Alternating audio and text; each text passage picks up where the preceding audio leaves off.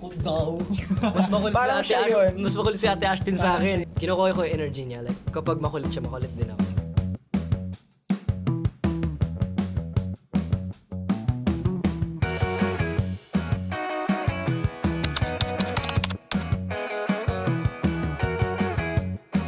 Hindi siya secret din eh. Feeling ko fact siya. If you're an actor for so long, you already know na parang you need to bring a folding chair that you can sleep on.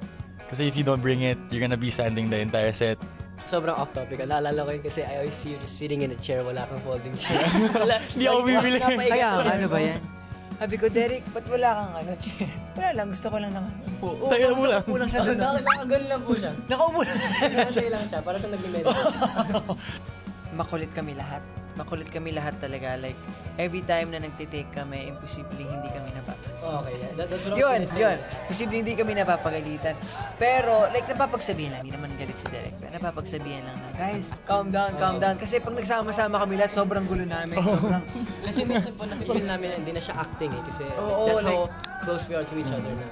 Pag nasa classroom na kami, tapos talagang nagkukulitan na kami and everything. Minsan nga akala natin tayo na yung character. Parang we embodied already. Parang sinabi rin kasi kami ni Direct, di ba, na parang kailangan ganito gawin niyo. This scene was at Eman's restaurant. Hindi ko alam kung ba't tumatawa si Kuya Ethan. Basta nahahawa ako sa tawa niya, tapos napagalitan kami ni Direct. Nadamay ako. Specific, I feel like like nag-aaway si Kiefer tsaka si JJ. Like lagi silang nagka-clash, di ba? There's always times na like, syempre yung reaction dapat namin gulat, diba? Tapos mamaya-maya, nakatingin ako kay AJ, kay Rory, nakaganon siya sa akin. Sino bang hindi matatawa, diba? Oo. It's not as hard as for me kasi I relate to Sian a lot because we're both bunso lagi, we're both makulit. So, I feel like, wala yun. I just hype myself up. Kailangan may energy ako. Yung sinasabi ko sa sarili ko lagi na, energy. To prepare for Calix, nung bago siya mag-iyak-iyak scenes, nung gusto niya mapagbalikin kay Mika, talaga nag-focus ako, hindi ako nagsasalita talaga nun. So focus on the character kasi kailangan niya umiyak. Kasi ninenervous pa ako nun kasi hindi ko alam kung magagawa ko, pero nagawa naman. Sa akin kay Blaster kasi si Blaster po kasi rockstar yung vibe po niya. So siguro long hair ka?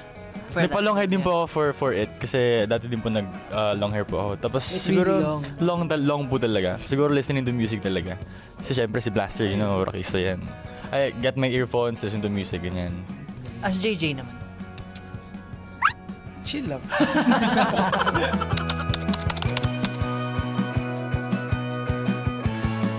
Ako daw. Mas makulit si Ate Ashton sa akin. Hindi, pero I agree with her kasi nahawa pa ako sa kanya. Like, I said this din before, like, si Ate Ashton parang, kinukuha ko yung energy niya. Like, kapag makulit siya, makulit din ako.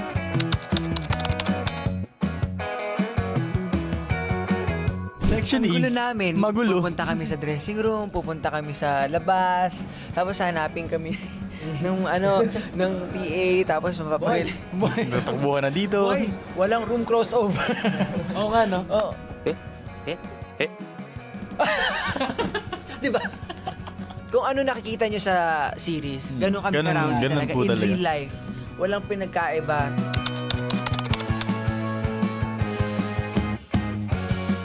Bad boy. Alam mo, sana kaaway ka namin. Oo. Feeling ko. Bad boy. Ganun. Like, sa kabilang magbubugbugan tayo. Oo. Marami ko kasi kami bugbugan scene, so imagine bubugbugin mo kami, diba? Imagine. Kaya mo ba yun? Magkakapasa ako dito.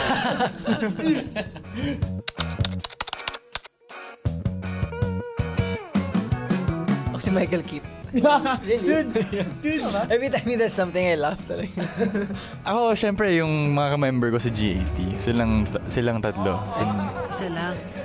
Si Michael Heath, syempre. Pero, grabe yung pag magkasama kami sa set, 4 kami. Iba na talaga. Para kami nasa ibang mundo. I'm Gat Ethan. I'm Gat Charles. I'm Gat Derek. I'm Gat Hans. And we are GAT. And this is Set Secrets.